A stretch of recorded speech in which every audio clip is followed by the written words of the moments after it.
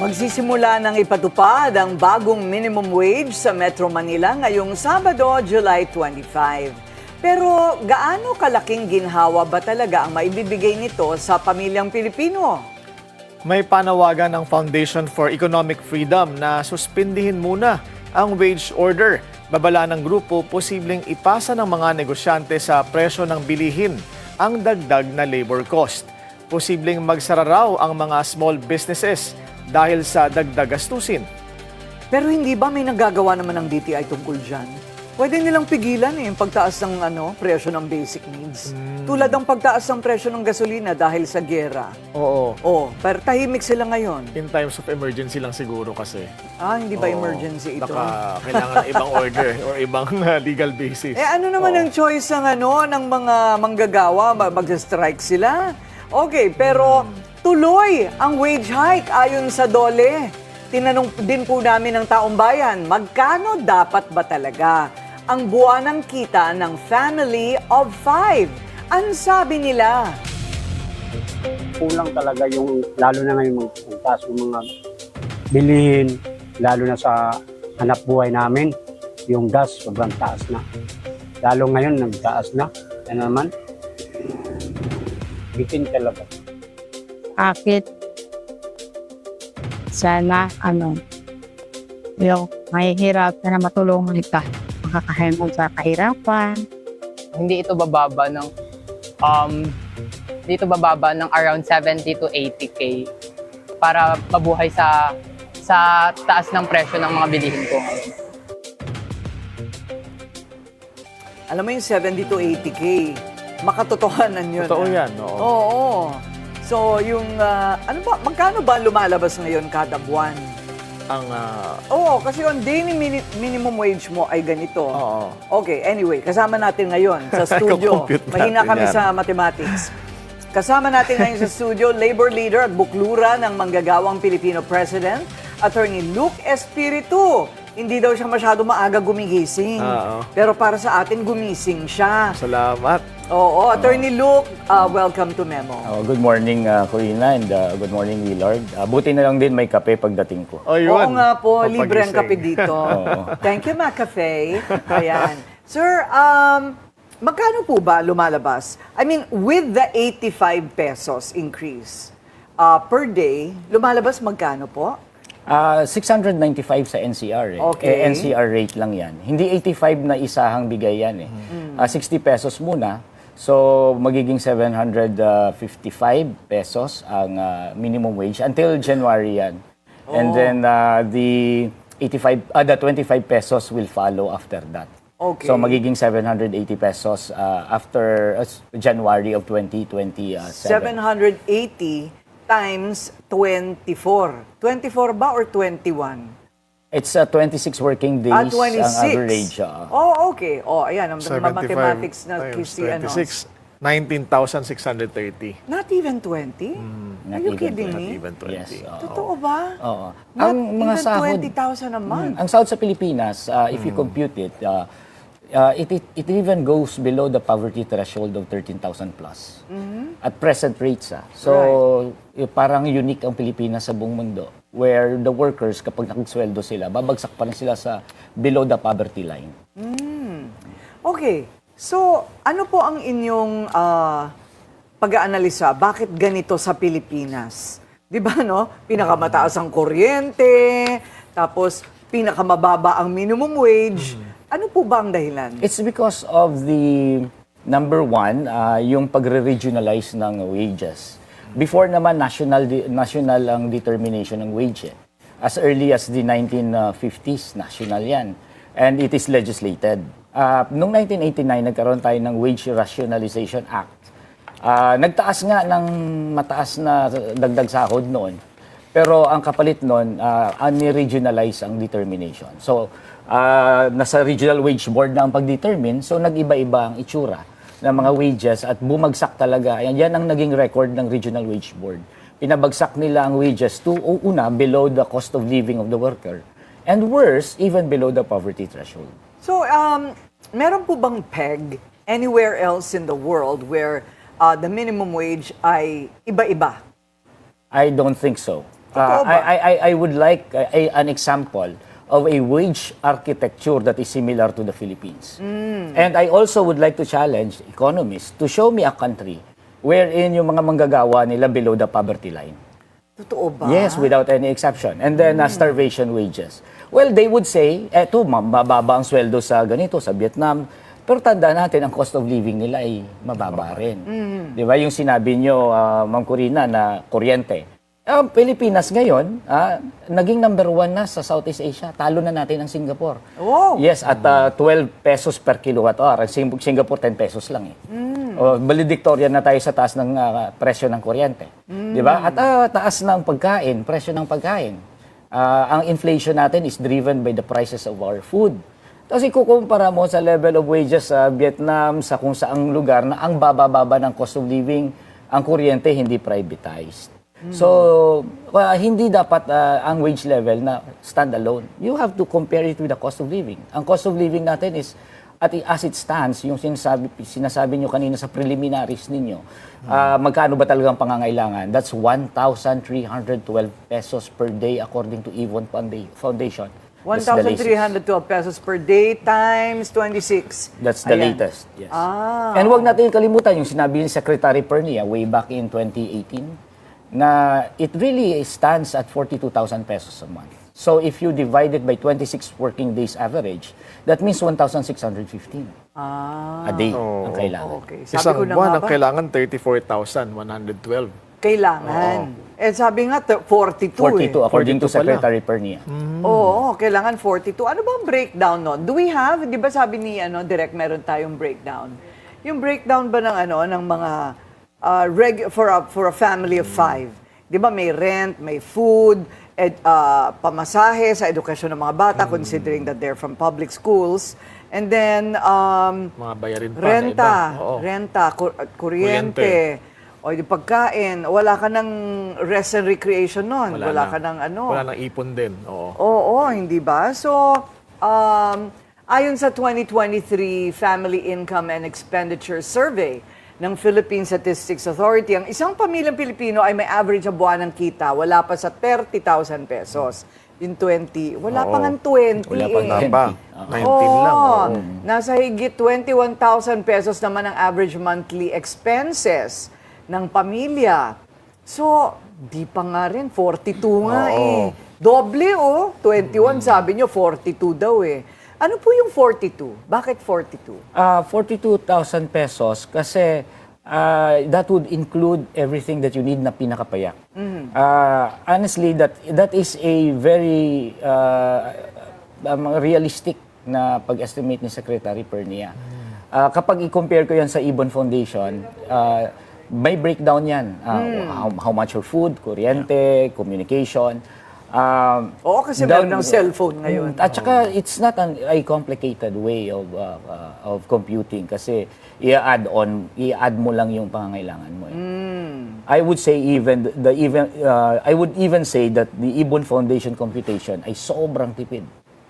Sobrang tipid. So I would say ang pangangailangan talaga is bumabagsak sa range na 1,300 to 1,600. And nakikita ko na yung figure ni Secretary Pernia really is realistic. Okay. So kulang talaga. Tsaka dyan mo makikita di ba? Makikita mo dyan yung mga problema ng lipunan. Di ba yung mga bata na nasisira ang mga ulo, namamaril. Nagtataka pa tayo kung saan ang gagaling yon. Akala natin kulang lang ng guidance counselor. Yung pala kulang ng kinakain. Kumakalamang sikmura, di ba? Nakakasira ng ulo yan actually eh. Oo. Okay, so ano pong gagawin natin? I mean, okay, we can protest. There's a coming SONA. Ano po ang ano po ang magagawa natin? First, we must make clear our demands sa worker side. Our demand sa side ng worker is ipantay mo ang minimum wage sa cost of living. Kaya nga merong mga panukalang batas sa House of Representatives ngayon na ilagay man lang sa 1,200. Pero kung ano yun, medyo obsolete na siya. Kasi that was before, na yung computation sa cost of living ay 1,002. Tumaas na ngayon ng 1,003. So medyo kailangan nang i-update yung panukalang batas na yun. So ipantay dyan. Ngayon, welcome din sa amin ang wage increase that will approach that figure. Like for example, nung 19th Congress, nagtaas na yung House ng 200 pesos eh. Ang Senate 100 pesos. At that will be applicable sa buong Pilipinas. So mabilis na dapat yun. Isang tumbling na lang, batas na yun eh. Oo. Ano So, po nangyari? Hinarang Nino? ng Malacanang. Oh, bakit daw? Ayaw nila ng legislated wage increase. They wanna maintain yung regionalized determination of wage kasi dyan makaka-ensure na talagang tipid na tipid ang pagtaas ng wage. Do you have ng mga any idea manggagawa. why? Para mas marami ang budget allocation sa DPWH. They just want to maintain yung regionalized wage setting kasi yan ang pinaka-comfortable ang business. And if you would notice, all the positions of our government agencies from the DOLE to the NWPC, it reflects the position of ECOP, Employers Confederation of the Philippines. Parang iisang tono, iisang linya. And they would end up, kapag nandun kami sa Committee on Labor, whether House o Senate yan, they would end up as if lawyer sila ng ECOP, itong DOLE at saka NWPC. Parehas yung sinasabi nila, inflation is the same refrain. Magkakaroon ng inflation, papasa yung presyo, yung dagdag sahod sa presyo ng mga bilihin, ang mga MSME kawawa. Ine-echo ng gobyerno 'yan na parang lawyer sila. Parang silang si Alan Peter Cayetano sa impeachment na naglo-lawyer kay Sara Duterte. Parang ganun. Di ba, no, Willard, could there not be a public dialogue para naririnig ng lahat Oo. ang mga ang panig ng mga manggagawa at ng mga employer? Yun nga eh. Hindi ba kayo nakonsulta yung sektor na manggagawa bago hinarang yung legislated wage hike proposal? Ang pagharang, it is really, it really does away with 3 years of our process with the Committee on Labor. Kasi ang pagpasa ng batas, hindi naman basta-basta yan eh. I mean, dadaan sa committee yan, magdidebate kami doon, magpipresenta kami ng mga datos doon.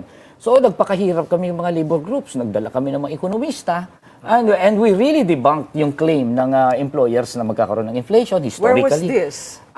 Sa House of Representatives. Okay. Yung chair pa no ng Committee on Labor was Congressman Nograles. Ilang proceedings ang dinaanan namin doon. Okay. Taon ang aming ginugol. So, nayari siya, naging panukalang batas siya, pumasa hanggang third reading. So, all the effort, the time, di ba? And all the resources used by our Congress, pagdating sa dulo, papatayin lang ng ganun.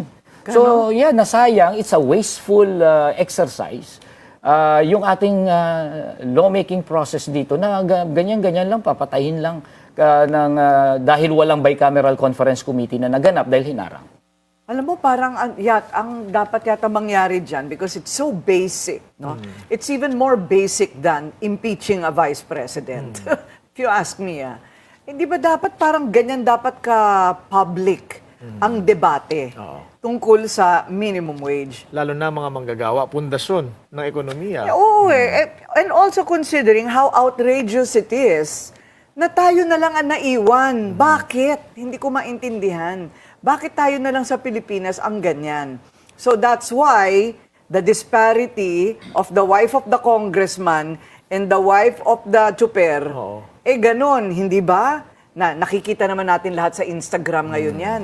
Yung sobrang laki ba ng agwat ng mayaman at mahirap sa Pilipinas. So, ano po ba ang simpleng paliwanag kung bakit sinasabi ng maybe government, definitely the ECOP or the businessmen na ito'y makakasama pangkalahatan sa ekonomiya natin pag tinaasan ng sweldo ng manggagawa? Those are old beaten up, rehashed arguments that they have been claiming sa Committee on Labor at matagal na namin silang pinalo doon. Talagang sinuka na yung mga argumentong yan. They have been rehashing those arguments and yet the House of Representatives decided, the Committee on Labor, they said, regardless of what they were saying, na kailangan 200 pesos ang increase. And it got passed hanggang sa third reading, di ba? So kumbaga, kung ito ay inargue nila sa huwes, wala na desisyonan na yan eh. Bakit? Kasi bulok yung argumento nila eh. We have shown historically the many wage increases all throughout the years, for the decades, and correlated it with inflation. Walang relasyon. Ay! Wala. Ano ba yan? And yung pinakamataas pang wage increase, which was in 1989, bumaba pa ang inflation. Ay? So talagang yung kanilang argumento talagang galing sa hangin. Gawa-gawa, ni wala silang mga eksperto, wala silang ekonomista na present. Kami nag-present ng mga ekonomista from the Ibon Foundation, one, may isa pang professor ng UP. Marami kami ekonomista na present. Wala talagang koneksyon sa inflation ang wage increase. At nagkaka-inflation kahit walang wage increase. Di ba? Ilang beses. Ang factors, driving the inflation, it does not have anything to do with wage increases. And secondly, yung sinasabi nilang walang investor na pupunta. Alam mo, yung mga investor hindi pumupunta dito dahil sa taas ng cost of production. Number one is electricity. Dito, di ba? So, Not because of labor. Not because of labor. Pinagtatakahan ko lang. Pagka-wage, nandun kami, grabe ang opposition ng business groups. Eh kami mismo sa labor movement, pagka tumaas ang electricity, pumupunta rin kami sa Committee on Energy. Okay. At nakikipagbakbakan kami doon, dapat gawin nating mura ang kuryente. Dapat mag-renewable energy tayo. Huwag tayo mag-coal, huwag tayo mag-liquefied natural gas para bumaba electricity natin. Eh, Bakit? walang employers doon. Ayaw. Hindi nga nila pinapababa ang electricity na yan ang mismo nagpapatas ng kanilang cost of production. Kami pa, ang mga labor groups ang nagpapababa ng presyo ng kuryente na makakabenepisyo sa kanila. Iisa lang talaga ang utak nila na talagang naka-tunnel vision sila na isa lang ang strategiya para maging viable ang business. Pababain natin ang sweldo ng manggagawa. Ha? Teka muna. I think there should be something deeper than that. Palagay ko, meron talagang pinaglalaan ng iba. Yung pera. Di ba? Bakit nakaka-donate tayo ng 600 million peso WHO? sa WHO? Oo. Di ba? Tsaka yung iba pang mga nananakaw sa flood control project, etc., etc. Alam na natin yan, memorize na natin yan, Correct. di ba? Attorney Lou, kung maasa pa ba kayo na maiibsan pa ang lagay at plight ng mga manggagawa sa ilalim ng administrasyong ito at ano ang inaasahan ninyo at dapat na marinig at sabihin ni PBBM sa kanyang nalalapit na zona? Kung sa perspektibo ng doable ba o hindi, doable. Mabilis pa. Sa alas 4 ang dapat lang gawin ni Bongbong Marcos ay ipasa yung nakabinbin na nakabinbin na legislated tsaka 200 wage lang increase. yun. 200 lang yun, di ba? Alam natin kulang pa kasi alam natin 1,300, di ba? Pero sinusuportahan namin ang anything na lalapit doon sa pangangailangan talaga. Pero hindi pa rin natatatapos, syempre, ang laban na ipantay natin doon sa cost of living Cost of ang living. ating minimum wage. So, madali lang ang gagawin ni Bongbong Marcos. I-certify niya as urgent yun, tapos gawin niyang batas. Kasi Ayan. ayos na yun nung 19th Congress. Na binbin lang at hindi na tuloy, dapat nung 20th Congress dapat tinuloy. Pero ang realidad is, aasahan namin sa kanyang State of the Nation address, dalawang bagay. Siya ay magyayabang. Ito lang ang first time in the past 4 years na may mababanggit si Bongbong Marcos sa manggagawa. And sa konteksto pa siya magyayabang siya na merong 85 increase sa NCR at secondly na tayo ay higher upper middle income country na daw. Middle class na daw ang mga manggagawa. Na alam natin puro peke. So ang dapat na marinig natin sa Pangulo ay yung mga fundamental causes kung bakit mababa ang sahod at kontraktual ang mga manggagawa at kung ano ang vision ng kanyang gobyerno para solusyonan yan at hindi yung simpleng cosmetic ang kanyang gagawin which is maliit na increase na 85 pesos na hindi pa rin kakasya sa mga manggagawa. Aligaga sila sa impeachment at saka flood control. Kaya siguro hindi na pag-iisipan. Pero kung gusto talaga ni PBBM na mag-iwan ng hindi malilimutang legasiya at siya'y mamahalin ng tao, I think that's the simplest way. Yes. To increase the minimum wage. Dahil mukhang ang pinakikinggan yung mga employer kasi yun siguro mga campaign contributors nila. Oo. Pag sila'y tumatakbo, di ba? Kasi what other reason could there be? Magkakaroon po ba na maraming layoff? Just in case? Pagka nagtaas ng sahod, Yes. hindi. Hindi nila pwedeng tanggalin yung mga tao, kailangan nila yan eh. Remember, historically, in 1989, ang pinakamataas na wage increase sa history ng buong Pilipinas, nothing has topped it in terms of taas. It's 40% of the entire wage ang tumaas. 89. Walang layoff, walang taas ng inflation, walang pagsasara ng mga business. Ayun. Tsaka nagkaroon pa ng stronger buying power ang bawat mga Pilipino. manggagawa. Yes, that's correct. Which Babalik is din good naman sa for ekonomiya. the economy, ha? Babalik din naman sa ekonomiya Correct, kung anong tinaas ng oo. sweldo. Ewan ko kung ganun talaga kasimple yun, ha? Pero sa paliwanag ni Sir Luke, bukang pwede naman at it's feasible. Tingnan natin. Ngayong nalinawan na tayo sa isyong ito, alamin po natin ang komento ng ating mga nanonood online, ha? Kung magkano ba dapat ang buwan ng kita ng isang family of 5, ang sabi nila, Cherry Blossom. 50,000, wala pa ang para sa insurance, HMO, nga naman, investment, travel, etc. Oo nga, dahil bulok ang healthcare dito, kailangan mong humanap ng HMO. Rizaldi Vergara, ayuda lang, sapat na. Talaga ba? Naluloko. Huwag naman, aasa na lang tayo ng aasa. Oo. Ayetan, it's justifiable to earn at least 45,000 for 5 families, for a family of 5 in a one-income household. Alam nila, oh. Oo. Oo. Jojo Rica, depende. If may sariling bahay, 30K, sapat na with minimal luho. Kaya kung hindi malaki ang kita, dapat dalawa ang mag-work. If elementary pa ang mga bata at hindi sumasakay or pamasahe, iba ng usapan kapag nagko-commute. Iba pa ang usapan kung food ang baon ng mga anak. Hello, lahat yata ng pamilya may anak, halos lahat. Maria Cecilia Laluang, 50,000 sa simple, sapat na kain, public school. 100,000 ang komportable at disente. 150,000 may kaunting luho na. Nakakapunta na sa Batangas pag summer. Okay. Sabi ni Chiri, 50 to 60K kami. Family of 5, kasama na ang rent, utility bills, baon ng mga 3 bata. Wala ang luho dyan at pagkain sa labas. Ayan, meron na tayong Saktong-sakto breakdown. lang. Can we see the breakdown? Ito naman po ang ginawa namin, ano? Ano nga ba talaga ang pumapasok doon sa breakdown? Okay. Ito ay average family income.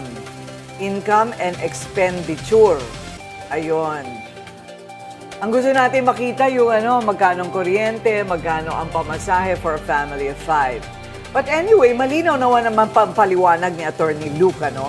So, ano po ang balak nating mangyari sa SONA? Magkakaroon po ba ng mga kilos protesta? Yes, magkakaroon ng pagsasama-sama kami sa labor. Meron kaming National Wage Coalition. Nandyan ang BMP, yung organisasyon ko, KMU, TUCP at Nagkaisa Labor Coalition. At 9 a.m. magkakaroon kami ng State of the Labor, so-called address. SOLA. O, SOLA. At ito ay iniimbitahan namin sa media para maging media event din. Then afterwards, magkaroon ng labor march from TUCP compound to CHR. Yan ay pagsasama-sama ng iba't ibang mga labor groups dahil tinutulak namin, unang-una ang legislated wage increase. Sinusuporta namin ang 200 na ipasa na noong 19 Congress pa lang. Diyos ko. Pero we do recognize at tinutulak pa rin namin na dapat ang wage natin ay pumantay sa cost of living. Naku, good luck, sir. Kaya naman pala napakahihirap ng mga Pilipino. yeah. Di ba nga, yung mga tsinelas na pinamimigay ko, doon pa lang makikita mo na eh. Di ba, namumulot na lang sila ng tsinelas sa basurahan. Oo. Walang pambili. Tapos Ayun. kaya wala ring interes sa mga tao na manood at sumubaybay buong araw sa impeachment trial dahil nagtatrabaho sila. Rumaraket pa. Oo, o humahanap ng nangangalakal. Maraming salamat po sa inyong oras. Labor leader at buklura ng manggagawang Pilipino President, Attorney Luke Espiritu.